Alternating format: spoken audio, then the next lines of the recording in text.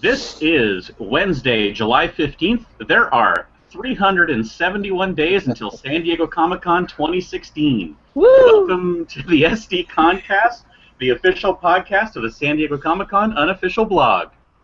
VANUHTEE go. Oh my god, I love my journal and I love journals.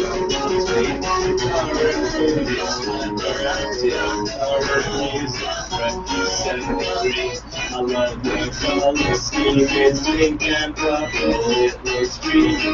I love all the posts I make and a million comments that they make. I love the internet and I love the world. I am your host, the secondary prize mule, otherwise known as James Riley. Joining me on the podcast, Carrie Dixon, my partner in crime, otherwise known as the prize mule wrangler. Hello, everybody. Also joining us is Ben Kucharski. Go long! Hey guys. I understand that. Bye. Joining us as well, Sarah Lacey, the original prize mule. That's right. Yay. Hello.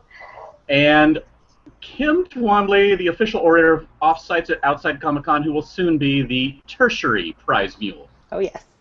Yes. Okay, Yes, we got sure a full house today. I know. I'm excited. Okay. Ready. The SDConCast is brought to you by 3D Light Effects, the makers of the innovative cordless 3D Deco Lights. Find the perfect Marvel, Nickelodeon, Hasbro, or Disney light to decorate your or your child's room. And now you can pre-order the brand new Star Wars lights on Target.com, available in Darth Vader, Yoda, or Boba Fett. Visit 3dlighteffects.com or our show notes to find out more. All right. Okay, Comic-Con's over. Woo! We all have varying degrees of woo in us that it's over. Mainly that we actually got some sleep. Yeah, pretty much. So let's start it off with what went right at Comic-Con this year. Let's start with Kim. Well, I think I should mention, because I've got my Colony hat on, those free Uber rides from Colony were pretty fantastic and saved me a whole lot of walking, even though I still did, 20,000, 25,000 steps every day. But I really like those cars. Uber was great in general this year, I thought. Yeah. Like, being available, even regular Uber, for sure. Yeah, it was just so much cheaper and so much better. I loved it. Yep, and if you needed to get from one side, like the Bayfront side, over to Nerd HQ or something like that, I'm sure it was very helpful. I did that a few times, so I have a few of these hats.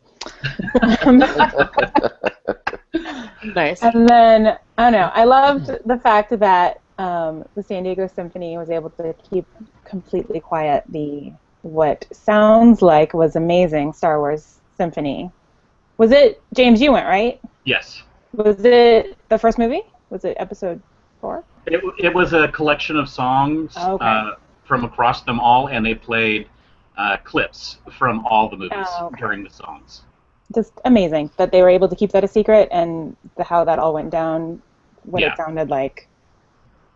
Yeah, I mean, we can kind of talk about that now, considering how we had prizes of symphony tickets, and we had talked to the people behind the scenes, and there was all this stuff that was going on, including practice sessions and all this other kind of stuff, and nobody leaked what was happening. Which is It crazy. was a total surprise. Which is so rare these days at Comic-Con. I mean, people knew something was going on a few hours before, but no one put them all together. Yeah. I mean, people were like, what are these gates going up around near and behind the convention center? Why are they blocking off part of the road? And other people were like, why are they playing Star Wars music over at the symphony during the middle of the day? And but nothing. It was amazing how Didn't click in. Yeah. And even for us, I mean, I actually remember thinking when we got the tickets and the schedule for the symphony, I remember just kind of in the back of my mind thinking, why isn't there something on Saturday? But it's like one of those things where like it just doesn't really click because you're like, oh, they might have a regular schedule they have to keep or something was already pre-planned, but there wasn't anything nerdy, so I didn't even bother go looking. Right. Yeah. But if someone had taken the time to go look, they would have seen a big gaping hole on Saturday. So what else? Well, I mean, there's so many things. It was just, so good. We can move on to something else. Hang on. I did want to give a mention to the Walker Stalker Fan Fest and Walking Dead Escape people because they condensed that this year to 2 days, but I got over there really briefly, but they were still kind of getting things started. It was before the escape started, but Petco looked like a zombie apocalypse, so they did a really good job setting things up, and there were booths. It was kind of a little mini convention over there with, I go to Petco and I see beer stalls and T-shirts and jerseys. I don't usually see, samurai swords for sale, so that was kind of cool. So that was, and then I did have a friend that was able to do the escape at one point and said it was really neat. So I'm looking forward to seeing photos of that. That's awesome. Ben, what about you? What do you think went right this year? Oh my goodness. So for me, the whole thing is still sort of a blur. Like, I can't really believe I'm home, and I can't really believe that I'm not there anymore. And I'm trying to remember all the things that happened, and like I said, it's a blur. I thought the Ubers were great this year, like you guys said. The weather was fantastic. I loved my hotel. Being at the Omni could not have been more convenient. I think it's the most convenient place that I've ever stayed. A lot went right. A lot. My only real beef, and I imagine we'll get into that at some point, is just that Hall H was insane. Yeah, and we'll talk about that in a minute. But Sarah, what about you? What do you think went right this year? Well, I think the Colonel Sanders thing was actually pretty awesome. The statue. I loved it. I only saw 2, but it was just like when you saw it, it was so exciting. It was fun, and so I didn't use the Wi-Fi or anything, but The Wi-Fi was not that great. Yeah, well, it's a statue. Statue of dresses a unicorn as well. It's a chicken man in a suit. How good is the Wi-Fi going to be? Exactly. But They didn't even need Wi-Fi though. No. Like they could have literally just said like, "Here's a statue of Colonel Sanders," and we would have been just as excited. You just want to go take a selfie with it, and that's it. So, but that, and then I think Conan turned out really awesome. Like I haven't heard anyone complain. I think it was great, and everybody had a good time, and they pulled it off awesomely. Yep. One of the things, without having attended Conan or had any horse in the race, I never even tried for tickets. One of the things I noticed was that a good amount of people each day got in on the standby, which made it to where people who just heard about it last minute actually had a chance to go. As long as they were worth the waiting in the time that it needed to get it. People lined up so early though. Like we showed up at like 5 a.m. I think on Saturday, and there were like. I think they camped out. I think a lot of them were camped out. I think there were probably at least 200 people in line for standby ahead of us. Wow. Yeah, they gave out, I think, 300 wristbands just for standby. So. Yeah. And I think it makes perfect sense because if you think of everybody who committed to being able to attend Conan, weeks before, and then when the actual day rolls around, it's like, yeah, I'm not going to be able to go get those tickets, and then all those tickets get to go to somebody else. Yep. And I thought like the getting of the tickets, the lining up, the being let in, the being let out, getting our pops, like it was pretty flawless. There was no issue whatsoever. Yeah, it ran very smooth. Yeah, I was really afraid it was going to run longer than it did, but I mean we were in and out of there. It was good. It was good. James, what about you? Well, I'm going to have to say that the overall schedule that the convention that Comic-Con put together was just something that was done very well this year. Things flowed well. Rooms were not, with very few exceptions, rooms were not either excessively packed or excessively empty. I mean, just honestly, with the exception of the obvious Friday where Walking Dead, Game of Thrones, and Star Wars were all in the same room that caused such a logjam that basically every other day was, even in Hall H, was not an extensive, ungodly line to get into. I mean, the only ones I really heard of that were just worse than you would expect, or what you would expect, were Muppets and Ash versus Evil Dead. I mean, there may have been others, but those were really the only two that sounded like they were really, really long lines and maybe could have fit into a double-size room than what they did. I heard Orphan Black was super long. I heard Sense8 was super long. But yeah, in general, like, the schedule was phenomenal. Everything was really well spaced out this year. It was just great. Yeah.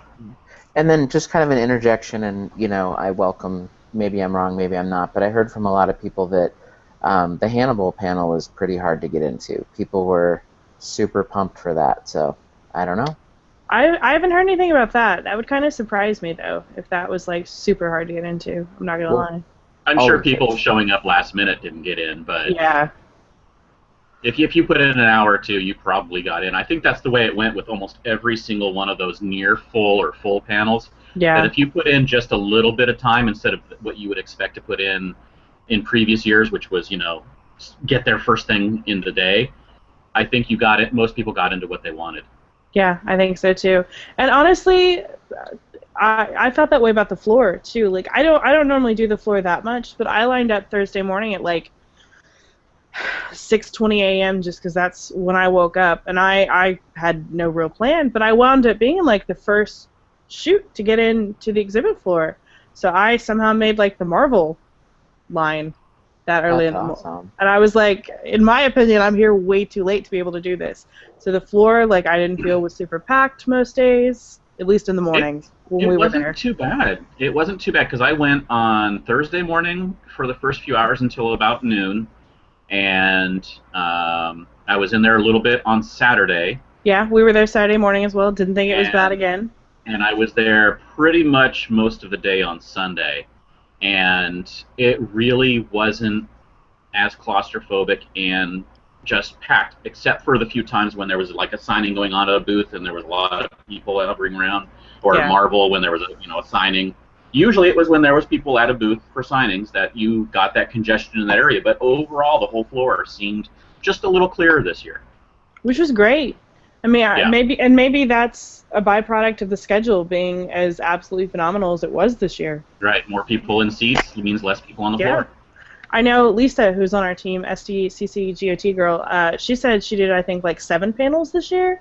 Yeah. But she said she normally only does 1. So I think a lot of people this year probably spend a lot more time in panels than they normally do. So right. It's good. We have a couple of comments about some things. Stephanie Carriot says that the Orphan Black Room was walk-in until 2 hours before the panel began, so it didn't require a huge time commitment.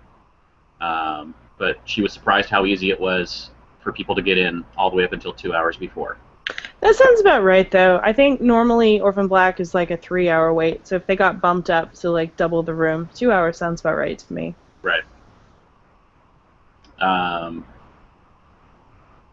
So the other comment was from Gustavo Medina. Was the Saturday Hall H lines normal? People lining up at 7 to 8 a.m. and getting in. Myself got in line around 6 a.m. and got in without issue. That is old normal, not WB and Marvel on the same day, or Walking Dead, Game of Thrones, Star Wars on the same day normal.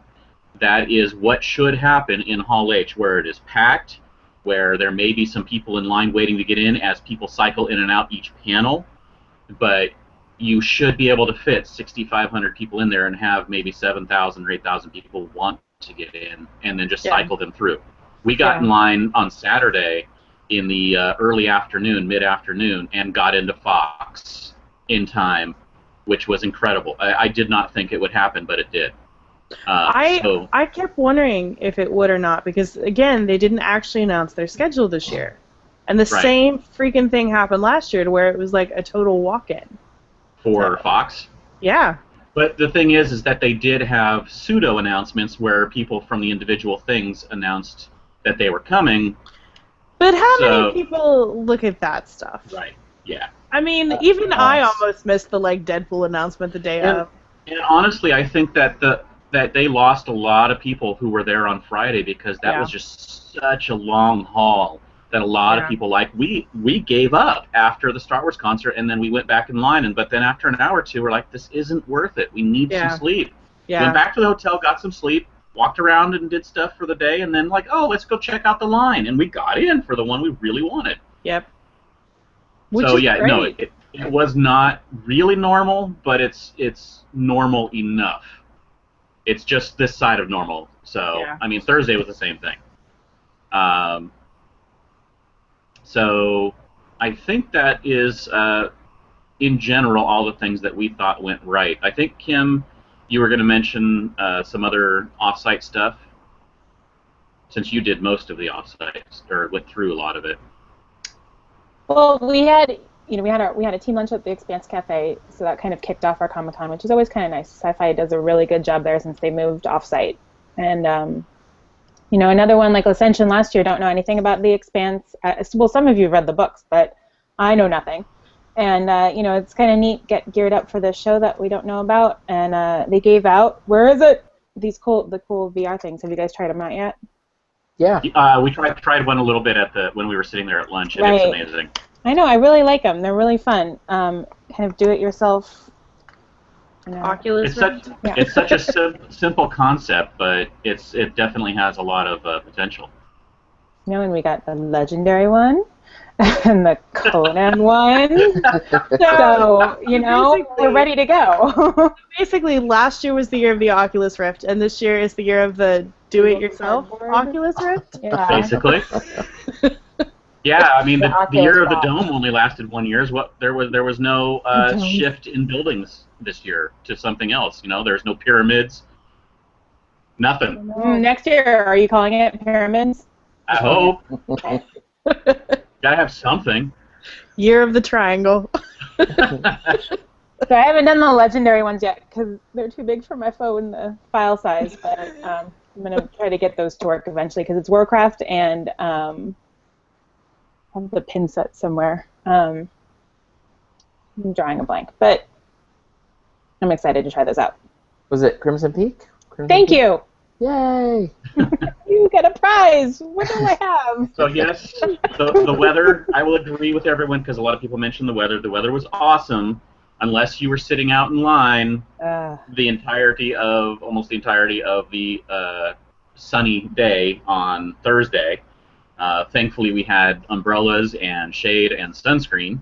Otherwise, it would have been awful. It also got really freaking cold at night. I just want to point that out. I went out to relieve my friend in line at like 1 a.m. Without a coat. Without a coat. Well, because I was like, it's great in the day. It's fine. So I went and laid on the wet grass at 1 in the morning. Well, and you froze. Usually for Barb 20, we're on the cement, so maybe the cement is warmer than the grass. It must be, because I was shaking for 2 hours. It would be, because it's got all that heat saved up from the sun during the day. Yeah, I laid on the ground and shook for 2 hours. So be smarter than me, people. Okay, so on that note, let's go over some of the things that went wrong at Comic-Con this year. Carrie, why don't you kick it off? Where was the panel swag this year? Yes. I think Sean tweeted there was only, in the fulfillment room, there were only 11 stations, so only 11 panels total gave out anything. That's sad. Yeah, we were in Ballroom 20 all day, and there was multiple studios there, and we didn't get anything on was it Friday? Friday. I don't know if the other days got anything, but... In Hall H on Friday, we got one ticket for Game of Thrones. Yeah. It's just, I guess we're just doing away with that. However, we also got a lanyard for a concert, but... Yeah, that counts. That counts. Cool. That's cool swag. You got a lightsaber, though. Yeah. And a lightsaber, yes. Yeah, so you shush. We got nothing. But I will say there was some cool swag on the floor, so I guess that's what everybody decided to do this year, and not even just on the floor. I got one of those Secret Warriors pens that Marvel was giving out around the gas lamp. Kim, just look at what Kim is wearing or was wearing earlier. I mean, there was cool swag to be had, just not in the panels, which was kind of there was tons of stuff you could get on the show floor. outside. I guess that's where they've shifted it instead of during the panels, and which is great because you're right there to get it instead of having to walk all the way over to Hyatt to the we're going to give you stuff room, which we don't even know what the name is anymore. Unless you spend all of your days in panels, and then you're kind of out of luck. Right. Yeah, and when I went to the fulfillment room, or whatever it's called now, because the new name doesn't make sense. I hate the new name. It's like the room in which things happen. We won't tell you what. Yeah, the fulfillers seemed so bored. They seemed so bored and so sad. They're like, a person. It was pathetic. From previous years. But I got my Game of Thrones bag, and I always love my Game of Thrones bag. Nice. Yeah. I wanted to say, don't get me wrong, okay, I love Nerd HQ. I love the people who put it on. I love that they do it for Operation Smile. I love everything. The wristbands are evil. Okay? Somebody said they used the same wristbands last year. I was there all year last year, and I never, ever saw the wristbands. But this year, they made everybody do the wristbands. And the problem is they're cloth, for one. And for another, you can't loosen them back up. Yeah, so they just keep getting tighter. Yeah. If you accidentally hit them or do something, yeah, Beth had the same problem. We cut it off. It's a Chinese finger trap for your hand. It's awful. I hated it. So, yeah. So, that tweet on Friday about, like, if anyone in Ballroom 20 has scissors, she'll be our hero. Yeah, that was all me. And the wristband. So, and thank you, if you're watching, to the person in the 5th row who did give me scissors. She was trying to saw it off with her keys, so you really are a hero. We used little mini scissors that were like this big, and it's like. Well, I sat there for an hour with my car keys, like trying to saw at the thing. Was Really? that what you did in place of sleeping during a panel this year? Yeah. That's exactly what happened, actually. It was like, oh, the Big Bang Theory's on? She still slept, though.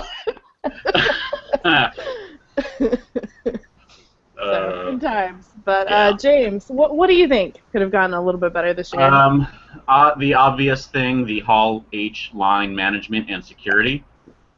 I think beyond the obvious issue of what happened with massive amounts of people joining other people in line, I think that the major things that they can actually fix very easily is, one, get more people to hand out wristbands so it goes much, much quicker, and along the same line, get more people to actually be security in the line, and maybe not have some of them be a bit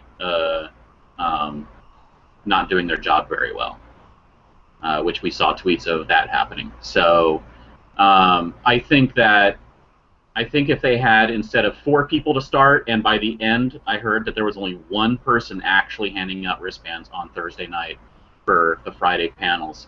So it took, I think it was about 4 or 5 hours to hand them out. That's too long. I don't think they finished. Ben, you were around. When did they finish handing them out? 12:45-ish. Yeah, so close to 1, and they started around 8:45-ish, so 4 hours to hand out wristbands, which that's not right. Too long. Those people had to wait. That's why we gave up, because the next night when they were handing out wristbands, it was taking them hours again, and they were not moving quickly at all. Yeah. So they need more people out there handing out the wristbands. They need them running the entire night until they're done, like they said they would. And then they need a completely different set of security managing the people who do have wristbands and moving them to the tents. Because I think some of the people that were handing out wristbands or watching that or being security around that also then had to do other things when they moved lines. I'm not entirely sure, since I was only there for one time, but they really do need just a whole team of people to handle that. And then, of course, they need it much clearer what the rules are in writing in advance for lining up before wristbands and just like they do for after wristbands, because there was nothing in writing about what was happening before the wristbands were handed out. And so security was basically making stuff up as they went. Well, and that's why, like, on Wednesday night, all of a sudden, everybody was like, oh my god, the line for Thursday has started, you know? Right. Yeah, it was all day. It was nope, can't start, nope, can't start.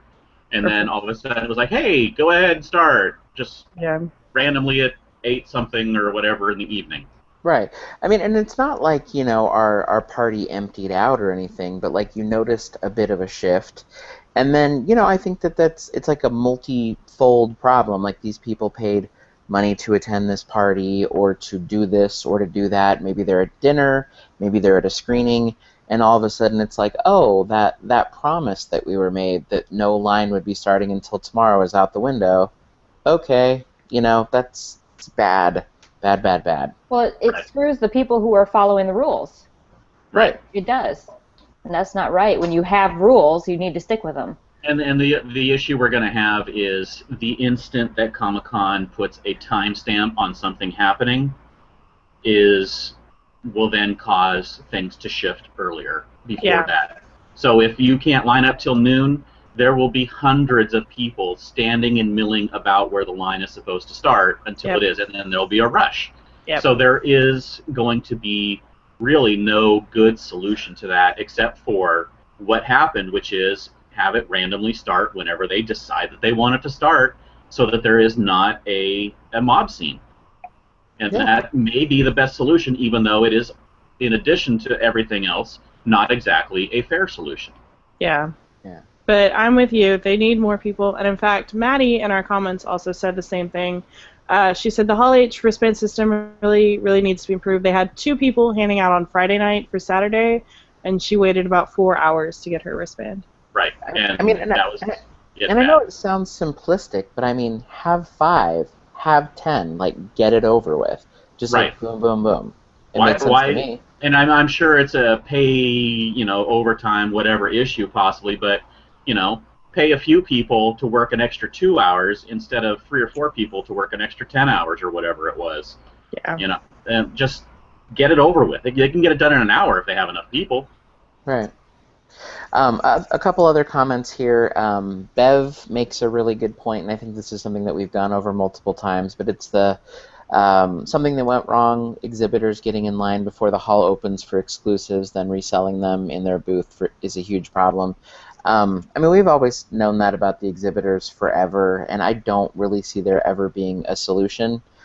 We know this year that Funko, actually made a statement, that they would not be selling to exhibitors before the hall opened, before people were let in. But then apparently the loophole this time around was people just swapped out their badges. So shady people doing shady things. It'll probably happen till the end of time. Yeah, I mean, that's pretty much the way that it is. And we can... Do we want to get into Funko? No. I don't really have a lot to say. I mean, I think that the implementation of the order form was probably very helpful. Not having people milling around in the booth like they did previously was probably super helpful. And then we know, of course, that a ticketing system went into play at some point, which Saturday. We had mixed feelings on, but I had a friend who got one, not knowing he was getting one, not seeking one out, but just happened to get one, and in the process was able to buy me exclusives. So I don't, I mean, of course, I side on the side of things that work out for me, but nothing nefarious took place. It was just all of a sudden there was a new system and it benefited me. And it wasn't broadcast or stated or even talked about at the booth, from what I understand. They did, according to Funko, because we've asked, they did that on purpose. They did not want to tell anyone what they were doing. They just kind of started the ticket system up Saturday, and that was that. And honestly, that's stupid. Yeah. Because then you're going to have a whole group of people who don't have a clue what's going on, and they're going to be pissed at you because they didn't know what was happening. And then you're going to have a bunch of other people who will take advantage of it if and when they found out about it, and go send, again, the dealers maybe send someone to go find the person with the tickets and just keep grabbing tickets and taking advantage of it that way. If if I was trying to go to the Funko booth, they would have lost me as a customer. Yeah. Honestly. Like, if that had happened to me, I would be like, no, I'm done. But yeah, something does need to be done about the exhibitors getting in line, because they are there to make money. They are not there to take stuff away from the attendees. Yeah. They are there to make money off of the attendees, but in a manner that is fair to everyone. Yeah. And I think that because I'm sort of like the blog newbie, and not to, say anything about anyone, I always sort of take the devil's advocate stance, but, I always just think over and over and over, like, how ridiculously hard it would be to run the Funko booth, to schedule Hall H, to give out the wristbands, but, it's not my job for a reason. And if it is your job, then you should be good at it. Well, what they could have done, though, is what LEGO did this year, and do tickets up in sales. Because, as Stephanie said, the LEGO minifig line was enormously long, but it ran very smoothly this year. So there you go. Yeah. So. There you go. So something even with a long line, with an exclusive everyone wanted, it ran smoothly. Yep. All right, well, let's move on. Kim, what do you think could have gone a little bit better this year? Well, it all just comes down to all the people that are in downtown and dealing with line. Everything's kind of line management and people management. So it's who can do it right, who can a rebuilding year, a learning experience. Just a few of the offsites, I was concerned with kind of how slow that they were going to go once they started being filled up with people. So, I'm sure they learned from however it went, and some of them I don't know about. I know, like, one of the rides, and I won't name names, but I'll just hold up the Supergirl tattoo.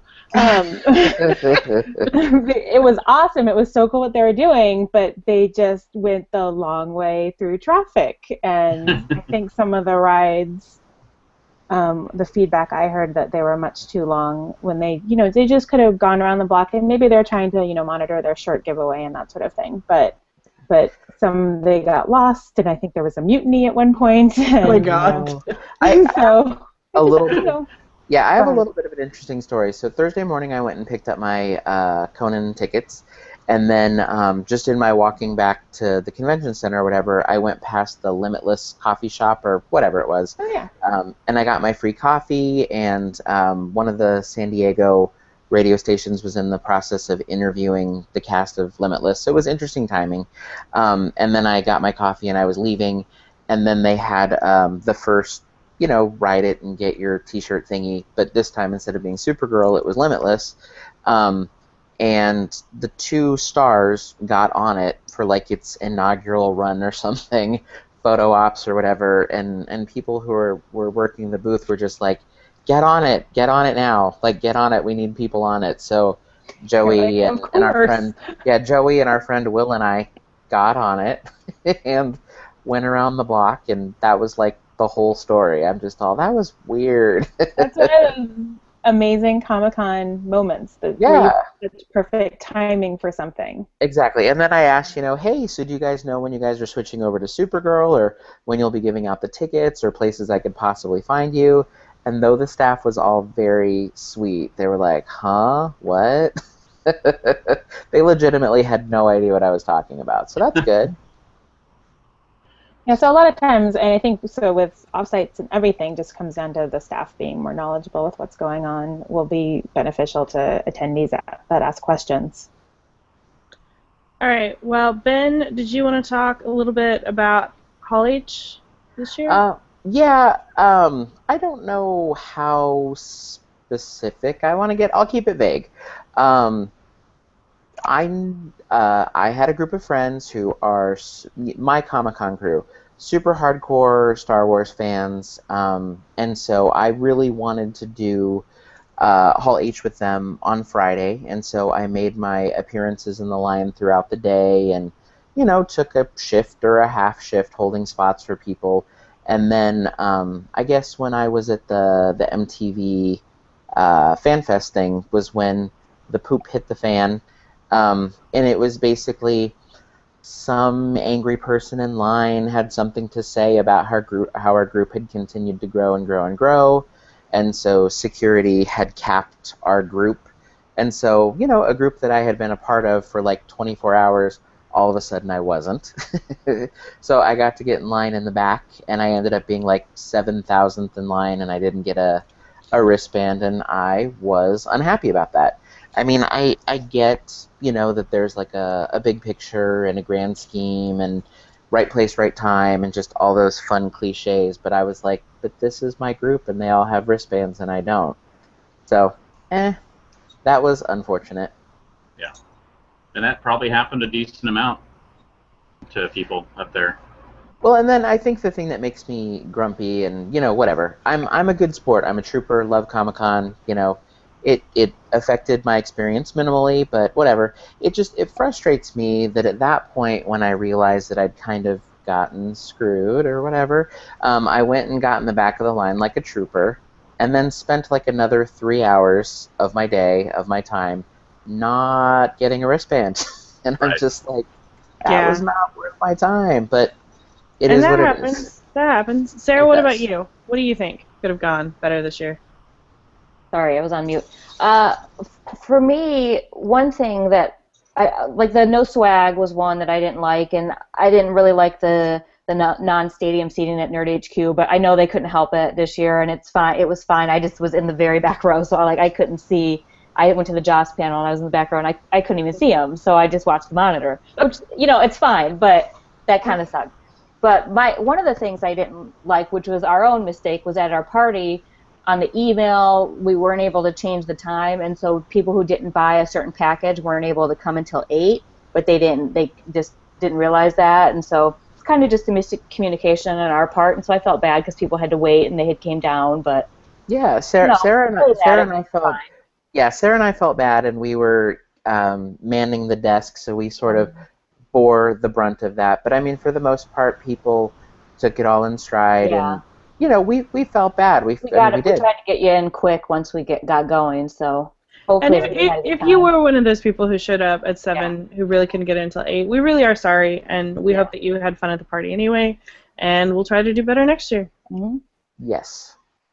Yeah. But shall we move on to some of our very favorite things that happened this year, James? Yes, let's do the top 5, and we're going to start with Sarah. Okay, this is probably like the lamest top 5, or top number 5. Let's do number 5s first. No, so what's your number 5, Sarah? Number 5 was I went to the WB TV screening thing at night. I don't know what it's called, but the screens that they had that like went on the whole side, is that new? Because that was new to me, and I thought it was the coolest thing. They started that 2 years ago. Okay, see, this was my first time going to one. I don't think I was even in Hall H last year, so I didn't see it, but I thought it was really cool. I was taking pictures of it. It was so immersive. It was really great. But so that was my top 5, or number 5. It was pretty awesome. Ben? My number 5 was The Expanse. So I've been kind of vocal about this, but it's a series of books. Loved the series of books, and was able to attend the pilot screening, and they had a little panel with the cast. And the pilot was really good. You know, I'm not ready to sign off on the series yet, but it followed the books. The timing was right. It was just awesome, and when it was over, I was like, no, there has to be more, and that's exactly how it's supposed to feel. Exactly. Kim, what about you? My number 5 was tearing tickets at our party, Enchantment under the SDCC, and it was really stressful, and I tried to get people as in but it was really fun because everyone, you know, I got to talk with people and say hi to people. Some I knew, some of you I didn't, and it was really neat, and I tried to go as fast as possible, and next year we'll have tickets pre-tour. Probably. I don't know. That's probably not even feasible. So we learned a lot this year for next year. Tickets again. It was fun. I got to be a pro at it. But I mean, the key point is, you know, getting to say hi to everyone as they came in and sending them inside to the fun. Nice. Yeah, and just an interjection. You know, even though it might not have been like the highest quality like interaction, it was neat because like Sarah and I, or Kim and I, got to say hi to like every single person. That was cool. James, what about you? What was your number 5? Mine is the 2 random people who left their seats right before Fox in the 7th row of Hall H in an exact spot that I've loved to take photos from, and the person sitting next to them who just tapped me on the arm and said, hey, these people just left, do you want their seats? When I was standing there asking about a seat that was like a front or 2 and seeing if anyone else was leaving, and they're just like, hey, by the way, these people just left, you want their seats? That was incredible. That's amazing. And just being able to be in the front like that and to have a perfect photo spot for all of those panels was amazing. That's really cool, James. Yeah. What about you, Carrie? Mine was I knew I wasn't going to get to do the Sense8 panel when they moved it from Thursday to Friday because we were in Ballroom 20 all day on Friday. But Straczynski was doing a spotlight panel on Saturday, and like the only possible way I was going to be able to make it was if Conan was an hour instead of like 90 minutes, and thank God it was. And so I booked it all the way back to the convention center. I made it from like Spreckles, the convention center, up to 29AB in like 12 minutes. Like wow. I booked it. But I got in. It was exactly what I had been hoping it was. It was basically like, here's the Sense8 panel, but we're not calling it that. And it was just awesome. Like, he talked a lot about the show, which I love. It was just really cool, and I'd never actually been in 29AB before, so I got to see New Panel Room. Nice. All right, let's go back through the number 4s. We'll just keep the same order going. Okay. Well, my number 4 was our party. I thought it turned out really good. I think everybody that we talked to, like the next couple of days, said they had a good time. I was, for the most part, I was out front, but I got to go in a few times, and it was fun. I had a great time. Everything, I think, turned out good for because we've been planning this for so long, so it was fun. Ooh. And Ben, your number 4. That was basically the same thing. It was a lot of fun. You know, we'd been working on it for so long, and it was really neat just to see it all come together, and it went really smoothly, and everybody seemed to be really happy, and I thought it was awesome. Ooh. And Kim. Mine was the Nerdist Carnival, and I was, barely there at all. It was one of those things I really wish I could have gone to a lot more, but I was there to see the cast of Warcraft speak, and then what was amazing was that they played laser tag, and it was just hilarious. I'm like, here's the cast of this major motion picture playing laser tag. So I took a video, and it's on YouTube now. So and it's in the best moments from each of us article that we posted today. If you want to go check out the video on our site. So enjoy those guys running around. It was. I hope that comes across. It was just so fun, and there was only like 10 people standing there watching them. I don't even know. That's awesome. James, what about you? My 4th is Supergirl, Melissa. Am I pronouncing her name? Benoist? I think so. She was charming and fun and awesome to take pictures of. Watching her in the pilot, she's got a lot of charisma. I think it's going to be a good show. I think she fits the role perfectly, and I was very happy to be able to see her and take pictures of. Well, the whole WB thing was awesome, but she specifically stood out. That's cool.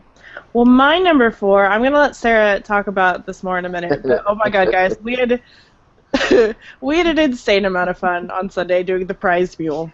Hashtag Adventures of Prize Mule.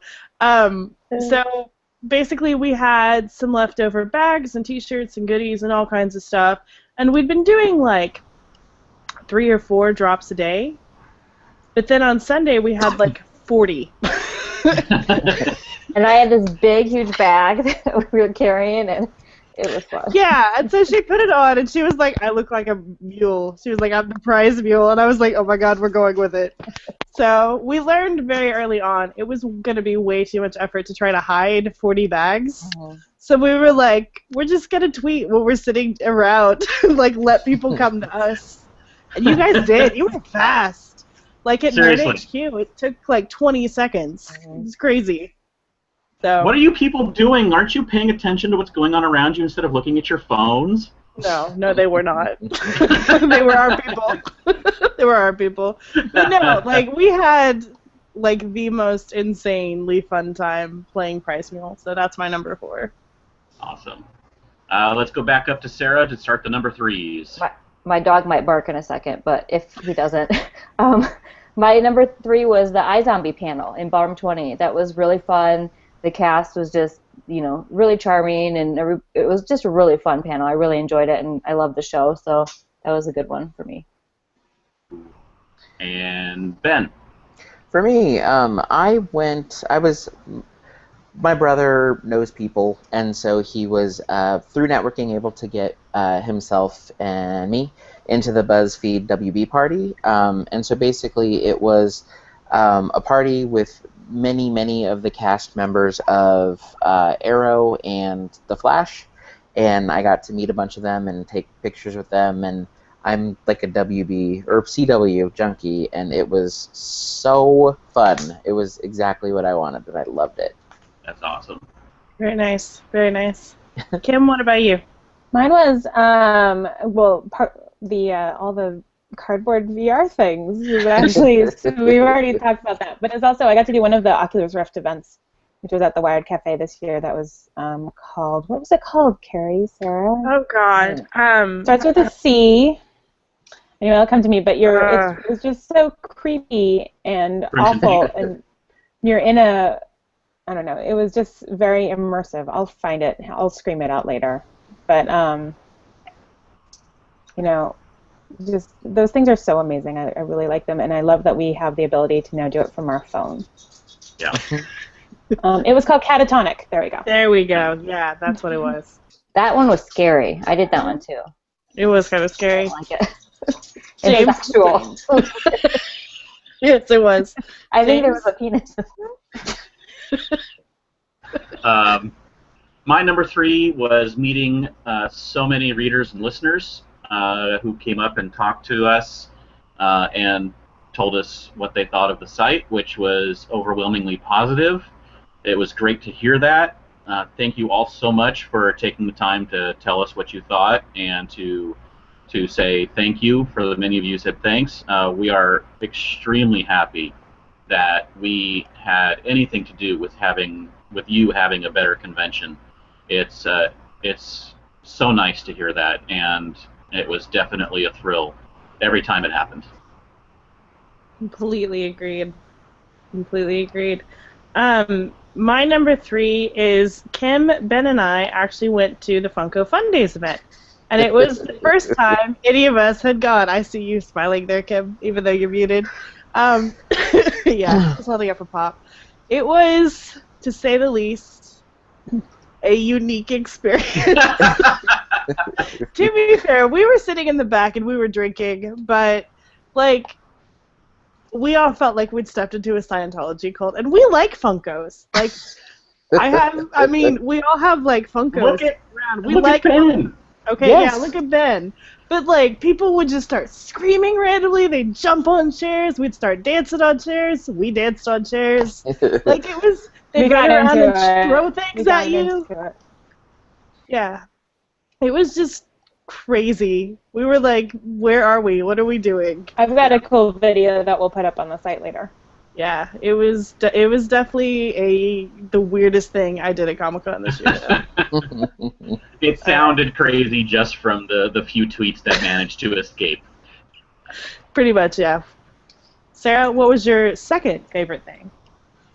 Well, my second was I can't even remember what night it was now, maybe Friday night or Thursday night. We went to Wired Cafe, which it was the only day they had it this year, and it felt more relaxed because I don't think there were a lot of celebrities or anybody there, maybe because of it was condensed. And so it was really fun. We just drank, and they had a DJ, so there was music, and then we danced, and I danced. You danced. Here's a video. It's never going to be posted online. Yeah, Sarah's or putting it Carrie's lightly. dead. Sarah tore it up. It was so She fun did. though. Like it was just because it was just hanging out with friends. So it was like She danced with Scott Farkas from A Christmas Story. Yeah, It was what's his name? I can't so remember. weird. I don't know his real name. It was Scott Farkas, though. Wired Cafe, where you dance with what? C-list actors? D-list, maybe? I don't know. Pretty much, No yeah. offense. It was fun. It was fun. Yeah. So All right, Ben, what was your second favorite? So my second was Funko also, and just like a slightly different perspective. It was so weird, you know. We know that we like Funko, and we know that we bought tickets, and we're like, yeah, we're gonna go, and this is gonna be fun. And we showed up, and it was just like, it really was very culty. I mean, it was like these people were We all felt like- hardcore. Kim and then a totally separate party, unrelated to us, both said, "Have you seen the Scientology documentary?" So here's my question though. So since you guys have gone now, are you going to join the cult next year? Do you think you'll be one of those people out there in the front screaming and throwing your We hands? might be. We got into it towards the end. We sure. got pretty into it. Yeah, There was more alcohol at that point, right? Yes. right. Yeah, Yes. yeah. Like, Maybe you need a pre-drink next time. yeah. Pre-party. I'm competitive, and I like pounced on a person, and I felt bad afterwards, but not that bad. It was crazy, guys. And we sat with fun people, and Yeah. some of the blog readers were close by, and we got to chat with them a bunch. 2 very nice guys from England, and it was just really cool. Shout out, shout out. That's right. We're stalkers. All right, Kim, what was your second favorite? Well, it's got to be Nerd HQ. I didn't go to as many panels as I did previously, but you know, neat location, great seeing it in a different venue. They just do so well wherever they are. And I was able, you know, like fun setups like shoot a silent in the head and win a prize, and I was able to do that. And I won this Assassin's Creed thing. It's awesome. But, you know, the panels are great. Got to sit real close for Super Mansion and learned all, you know, had no idea what it was. Now kind of excited for it from the Robot Chicken guys with Bryan Cranston, and just kind of a different spin on superheroes. And then I did Crackle. What? I said it's on Crackle. Yes. I think soon, or now. I don't know. But I'm excited for it. And then I did a Star Wars Battlefront panel where there was just, you know, 30-something tickets went on sale, and I was able to get one. And we were able to play the game upstairs on the 3rd floor. They had, you know, at least 40 gaming stations set up. And I practiced the day before, but I'm still not that great at it. But it was really fun to play, and Zach Levi and, I forget who else was there. But, you know, the panel, of course, Beyond Nerd HQ of us playing video games. But it was a neat experience. That's very cool. James, what was your number 2? Number 2. Again, I'm going to say kind of along the lines of the schedule, but the fact that with the exception of Friday and kind of parts of Saturday, you could basically walk into Hall H for any panel you wanted for the entire convention. I think virtually every person who wanted to get into Hall H for a Thursday panel made it. And on Saturday, it took a little bit of an extra wait, but everyone who lined up before WB, I think almost everyone who lined up before WB got in, and they got in by the time, you know, after WB, so they were there for Fox if they stayed, and a lot of people who lined up for Fox actually managed to get in. So, and then on Sunday, I think it was open all day. Yeah, it was. So basically, the fact that Hall H wasn't this impenetrable barrier that it typically seems to be was just an incredible thing. And they had so much good stuff, starting from the very beginning of Bill Murray, you know, all the way until the very end. It was pretty awesome. That's very cool, James. My number 2 was, I think anyone who watches this podcast or has ever seen anything I've ever written knows I like Nerd HQ.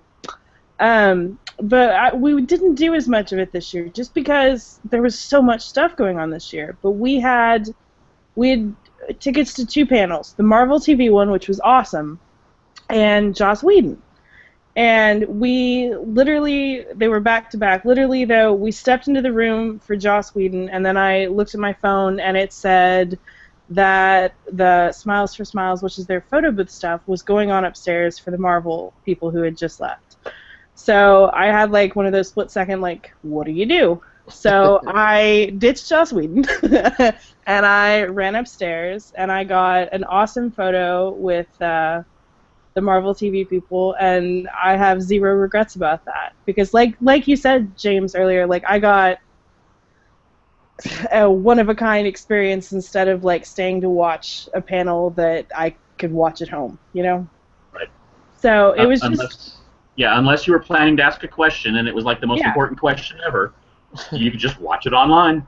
Yeah. So that was like my totally split-second, last-minute decision that like I love the photo. I could not be happier. I made the right decision. So that was a huge highlight for me. It was really cool.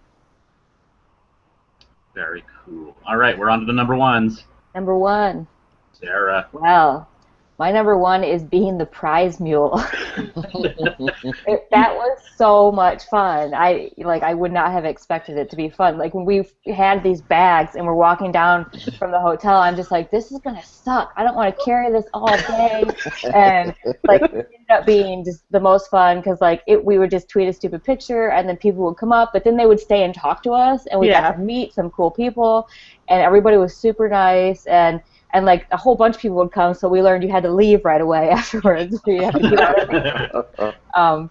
But it was just like, and then we heard a story that Kim was in the elevator the next day, and somebody said, Kim, what was the? Yeah, so it was. I mean, it was like 1 a.m. at the Hyatt, and we were heading up, and the couple in the elevator saw our green bag and said, "Did you find the prize mule?" And if you're out there, you made my night. And I'm sorry I couldn't really form a coherent sentence because I was so tired. No, but it really made my night. It made all of our nights. Like we all woke up and were like, "Oh my God, that's amazing!" The prize mule will ride again. I'll be back every year. It was just fun. It was a blast. Yeah, I loved it so much. So. All right, Ben, what was your number one? My number one, it sounds cheesy, but I loved the opportunity to finally get to meet many of you in person for the first time, like the actual other bloggers.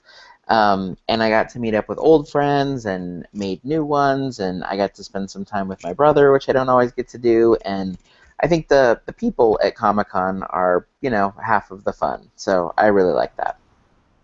Definitely. Kim? I agree, Ben. That's wonderful. I kind of the same way. It's the reunion time. Yeah. My number one beyond that was Conan's show. It lived up to the hype. It lived up to his Funko face being everywhere.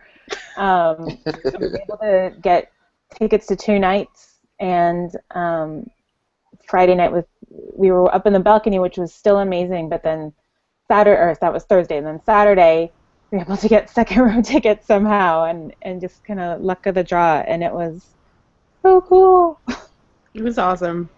And especially because we didn't know it was happening, and then the TARDIS sound started, and you probably heard me screaming. Or, a little yelp. A little yelp, and that was me, because I kind of knew it was coming. But, we've got, I think this whole, I got to look up what this Conan 360 is, but because they had the 360 camera, which you can flip around on teamcoco.com.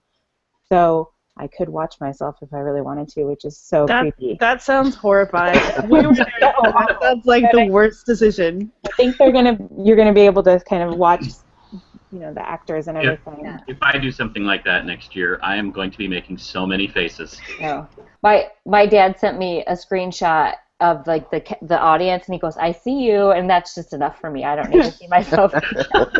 My coworkers did the same thing. That's funny. All right, James, what was your number one? Star Wars. Anything and everything about Star Wars. That Star Wars panel, what happened after, during it, every single bit of that panel was everything that I wanted that panel to be. We got them talking about the movie. We got behind-the-scenes footage. They showed stills of stuff that while they were filming. We got to see the 3 good guys, the new ones. We got to see the 3 new bad guys.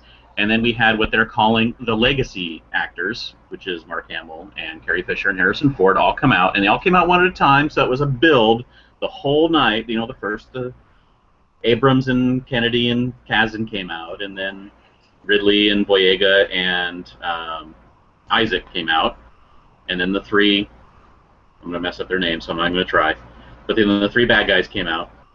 And then one at a time, Carrie Fisher, then Mark Hamill, then Harrison Ford. And it just built all night, and there was a lot of emotion going on. There may have been some crying.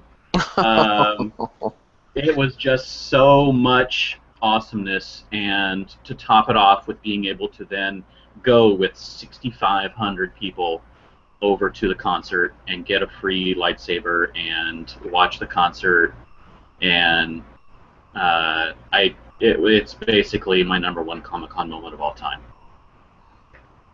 That's amazing. I'm so glad, James, because I know like that was pretty much all you wanted out of Comic-Con this year. Like you even kept saying that, like, all I want is to get into Star Wars. Yep. And it was everything you wanted and more. So that's awesome. It's incredible. Finally, my #1.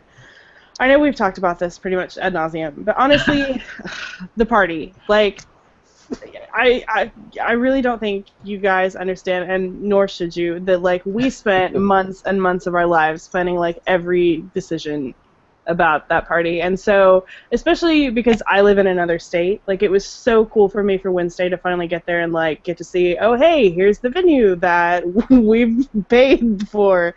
Here's all the goodies that have been living in Kim's garage for months. Here's all this stuff. And then when it actually started, like to get to meet you guys, like you guys are people who I talk to all the time on Twitter, so it was so cool to like get to put faces to Twitter names and have conversations with you guys and give you guys goodies and see how excited you all were. So I really and truly sincerely hope that everybody who came had an awesome time. We tried so hard to put on a good show for you guys, so I really hope everybody loved it, and we really hope we'll see you again next year.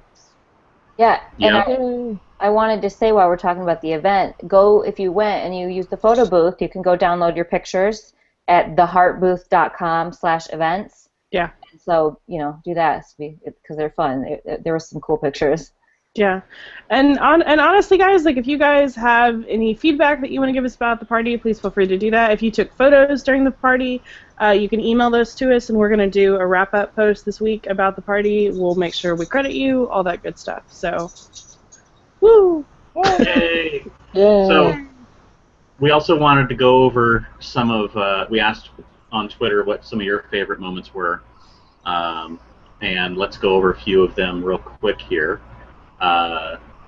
Candace NSD said that she drove in between Hall H and the Hilton Bayfront and somehow ended up leading the Batmobile motorcade, which was incredible because the Batmobile showed up and parked itself by the Hall H tents and just kind of hung out for photo ops for a while.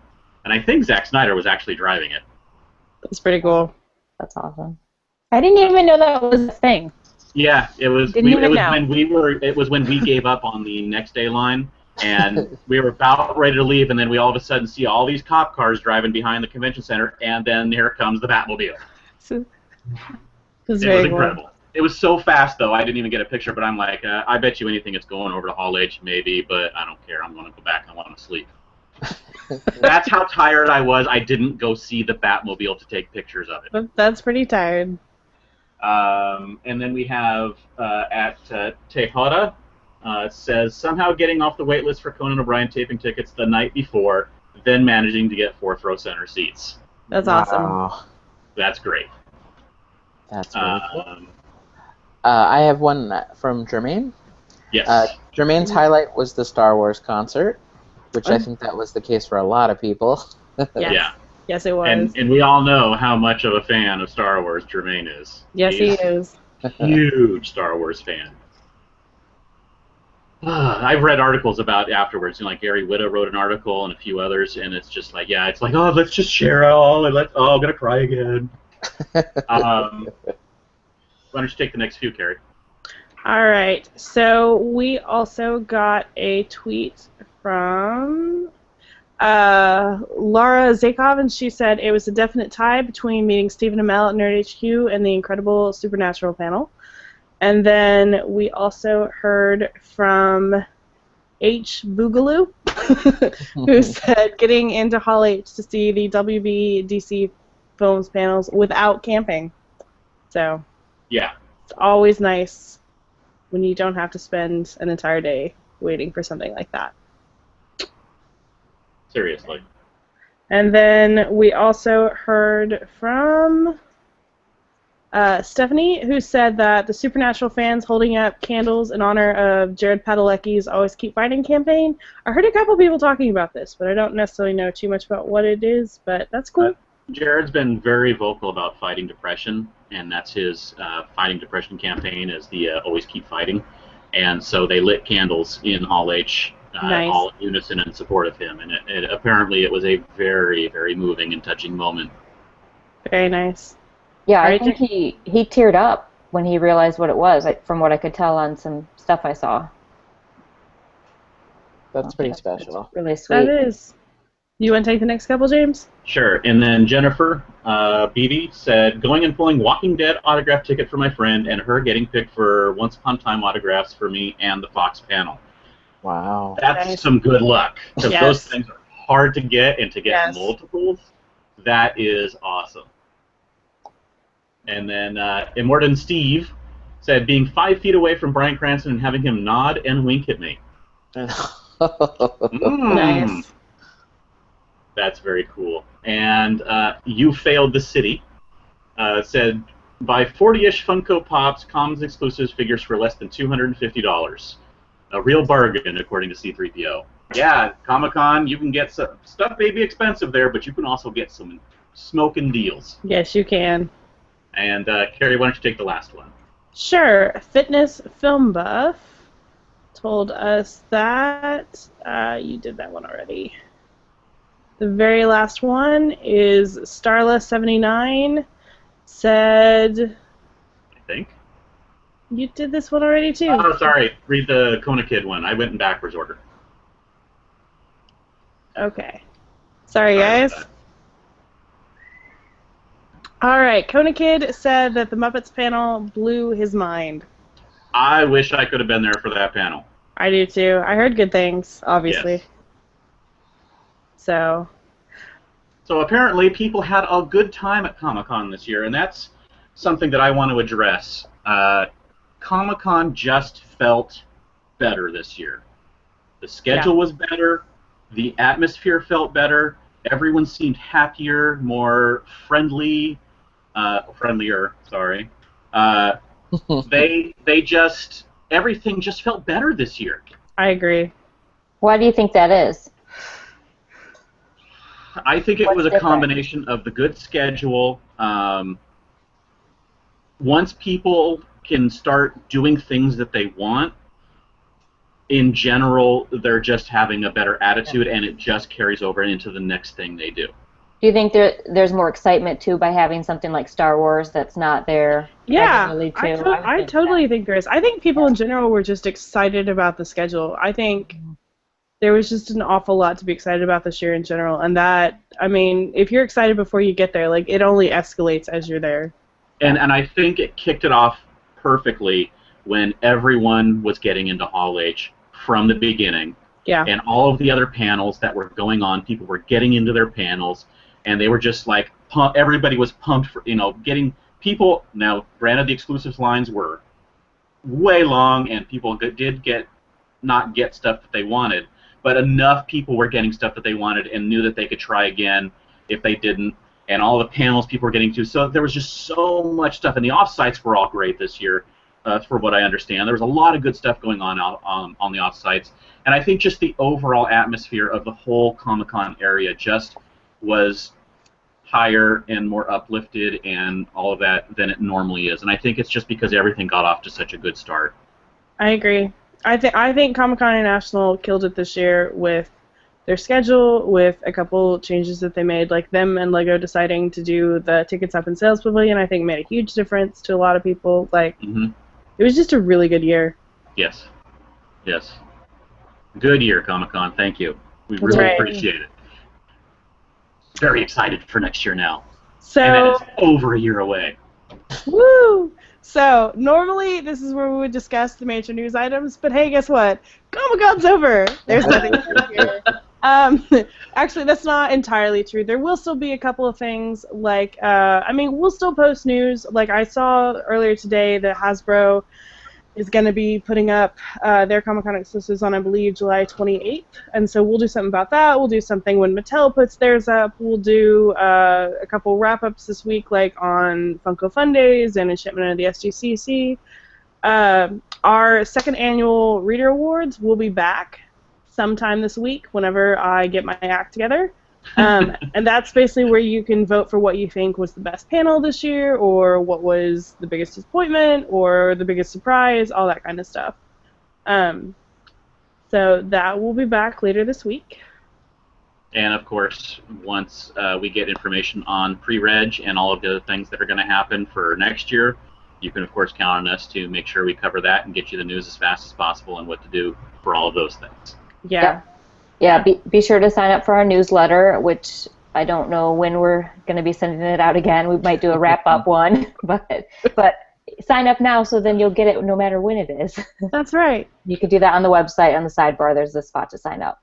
And it's also in our show notes. And Ben, are you working or are you retiring for a short time? I'm retiring for a short time. I'm very excited about that.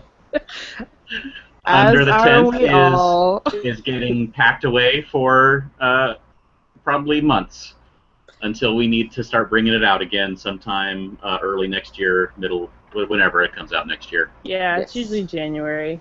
We may do a WonderCon special edition here or there for all the stuff going on at WonderCon when that comes around, but yeah, that one's called some Wonder Post. There we go. Yes, there you go. Brain not working. James, you want to close this up? All right. Be sure to check out the show notes for more information about our sponsor, 3D Light FX, and their brand new line of Star Wars cordless 3D Deco Lights. Sarah, where can we find more of your work on the internet? You can find me on Twitter at SlayStation. And Kim, what about you? Where can we find you online? Thank you, Sarah. I am at Outside Comic Con on Twitter and Facebook. And we'll move on to Ben. Carrie, where can we find more of your work on the internet? Ben, you didn't tell us where we can find you. Oh, you know. You can find me on Twitter at HelloBK. Okay. You can find me on Twitter at Carrie Dixon. You can also find me on the blog Twitter. I'm pretty sure it's just me again. We are no longer simultaneously in 50,000 places at once. At SD_comic_con, and you can also find all of our work on SDCCblog.com. And James, where can we find more of your work? I am all over the internet, Twitter, Flickr, Tumblr, everywhere, at Dan Riegel. And my website is geekshotphoto.com that I share with my wife, where we post our work. We are on iTunes. If you'd like to subscribe, the links are up on the blog, or search for SDConCast. If you like what you've heard so far, please review us. We are also on Stitcher Radio. The link is in the show notes. If you want to get a hold of us, you can send us an email at sdcomiccon.blog@gmail.com. Find us on Facebook at facebook.com/sdconblog, or tweet us at sd_comic_con. Thank you, everybody, for listening, for a great year, and until some other time later this year, everybody, go! It was really early. I can't wait for the fries meal to come back.